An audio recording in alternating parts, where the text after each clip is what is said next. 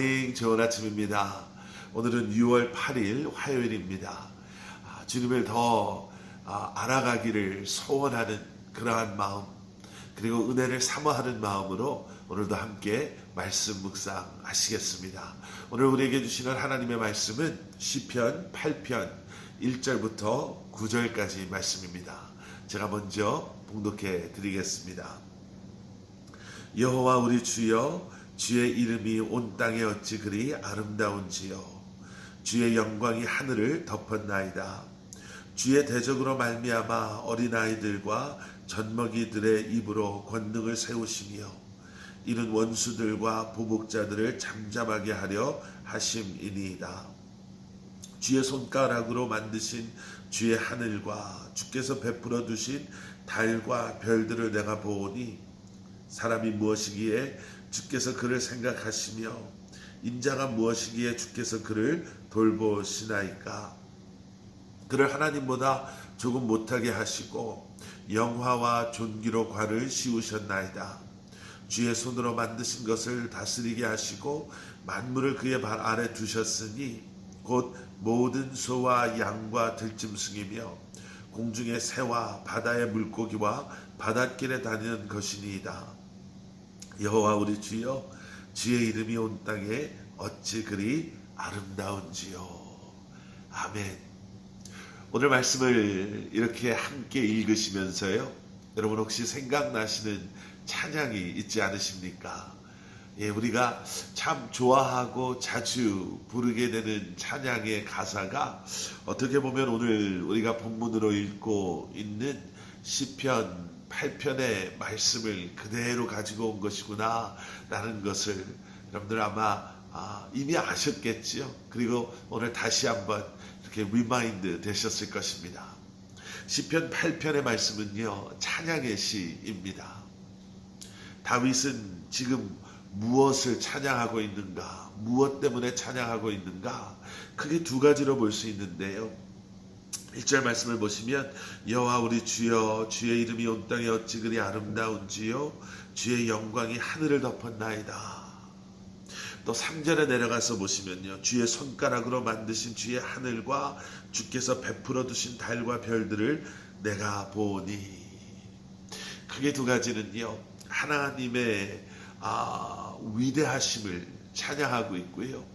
그리고 또 하나는 그러한 하나님께서 창조하신 그 창조의 아름다움을 지금 다윗은 찬양하고 있습니다. 여러분, 우리가 가끔 그런 고백하지요. 예상치 못했던 그러한 곳에서 우연하게 접하게 되는 그러한 자연의 신비로움, 아름다움, 우리의 경험 속에서 우리는 와, 정말 아름답다. 정말 하나님께서 창조하신 이 세상은 아름답구나 라고 우리도 모르는 사이에 그렇게 고백을 할 수밖에 없을 때가 있습니다. 여러분, 그러한 하나님의 위대하심을, 그러한 하나님의 솜씨, 하나님의 창조들을 여러분 느끼며, 그리고 그러한 하나님을 찬양하며 살아가고 계십니까? 바쁘다라는 것이 여러분 더 이상 우리의 핑계가 되지 않았으면 좋겠습니다. 우리의 일상에서도 우리는 충분히 하나님의 위대하심을, 하나님의 창조의 아름다움을, 그리고 그곳에서 우리와 함께 하시는 주님의 사랑을 우리는 경험하며 느끼며 그리고 찬양하며 살 수 있어야 합니다. 영적으로 깨어있음, 우리가 영적인 눈을 가지고 살아간다는 것은 그 또한도 의미하는 것일 것입니다. 찬양하며 기도하며 주님과 대화하며 살아가시는 그러한 기쁨이 우리 안에 있기를 소원합니다. 계속되어지는 말씀 속에서는요, 그러한 하나님을 찬양하는 그러한 좀 더 구체적인 이유들이 등장합니다. 2절의 말씀을 보시면요, 주의 대적으로 말미암아 어린아이들과 젖먹이들의 입으로 권능을 세우시며 이는 원수들과 보복자들을 잠잠하게 하려 하십니다. 무슨 이야기를 하고 계시나? 원수들이 등장하고요, 어린아이들이 등장합니다. 원수는 어떤 사람인가? 2절 앞부분을 보면 주를 대적하는 자입니다 라고 설명하고 있죠. 원수들은 자신의 힘을 의지하고 그러한 것을 자신의 힘을 자랑하며 하나님을 인정하지 아니하고 스스로를 자랑하는, 그래서 주를 대적하는 자들을 원수다, 보복자들이다 라고 설명하고 있습니다. 그와 반면에 어린아이들은 어떨까요?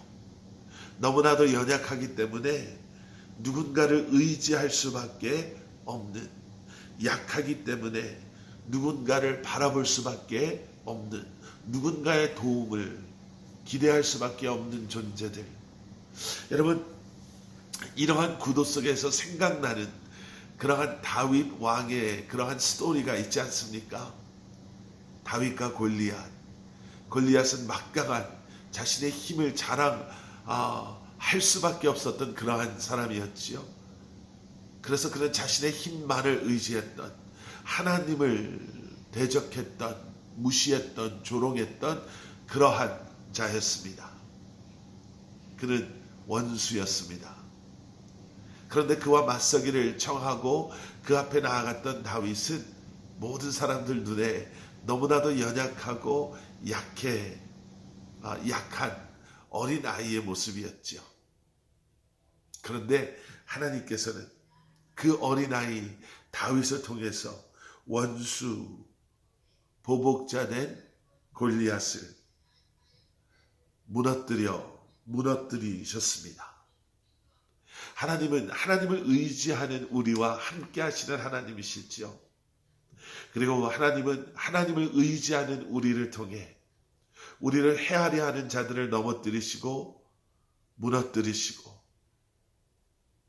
우리에게 승리를 허락하시는, 하나님의 영광을 드러내 보여주시는 그러한 하나님이십니다. 그렇기 때문에 우리는 주님을 찬양할 수 있지요. 한 가지 더 4절에 내려가 보시면 이런 말씀이 있습니다.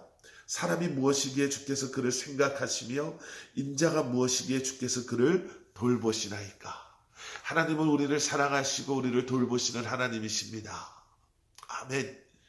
그런데요, 더 놀라운 것은요, 여기에 등장하는 생각하시며 그리고 돌보시니까 라는 이 단어들은 계속해서 진행됨을 의미하는 그러한 단어입니다. 문법적으로 말하면 미완료 시제다라고 말할 수 있는 단어들이라는 거예요. 그러니까 그게 무엇을 의미하냐? 하나님께서는 우리를 생각하고 돌보시는 것을 이미 하셨습니다. 그게 끝났습니다라는 것이 아니라 예전에도 우리를 생각하시고 돌보셨던 하나님께서, 지금도 우리를 생각하시고 우리를 돌보시는 하나님께서 앞으로도 계속해서 우리를 생각하시고 우리를 돌보실 하나님이십니다 라는 고백이에요. 얼마나 놀랍습니까? 우리는 분주하고 바쁘고 힘들다라는 이유로 주님을 생각하지 아니하고 하나님께서 우리에게 맡겨주신 일들을 상관하지 아니하고 살아간다 하더라도 하나님께서는 한시도 잊지 않으시고 우리를 생각하시고 우리를 돌보시고 우리를 사랑하시고 우리와 함께 하시는 하나님이십니다. 과거에도 그랬고 현재에도 그러시고 앞으로도 그러실 것입니다 라고 다윗은 고백하고 있는 것입니다. 그리고 그런 하나님을 찬양하는 것 마땅한 것입니다. 하나님은 그러한 분이십니다.